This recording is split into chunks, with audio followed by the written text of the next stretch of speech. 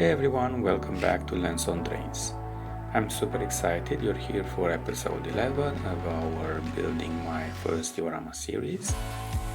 We have a fun one today with a sneak peek at some new additions to the layout, and we're finally starting work on the hill section. So let's dive right in. Let's kick things off with an unboxing. I just picked up a new set of buildings from Pico, 5 in total, all essential for bringing the diorama to life.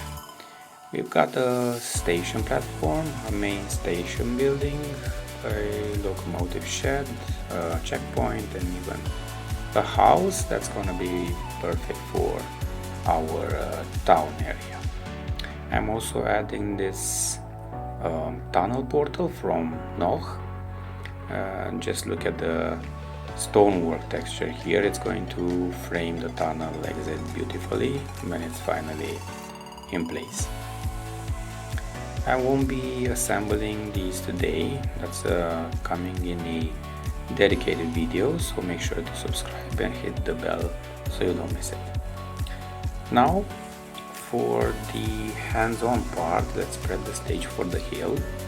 On the left corner of the diorama, I'm starting simple, building the base shape using layers of cardboard cutouts. These are going to give us the natural uneven terrain look once it's all built up. To lock them in place, I'm using wood glue and a few toothpicks for extra support. Nothing fancy, but super effective. Once that dries, we're ready for the first layer of texture.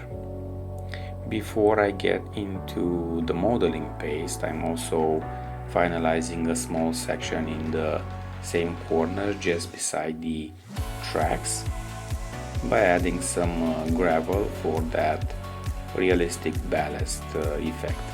I'm using the same sand rocks from earlier in the series and carefully gluing them down to make sure they stay put.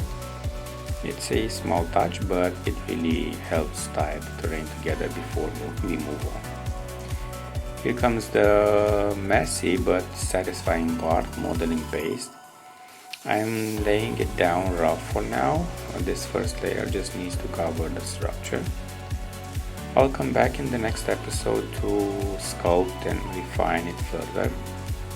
That's it for today's build. We've got new structures waiting to be assembled and a hill finally taking shape. It's all starting to come together.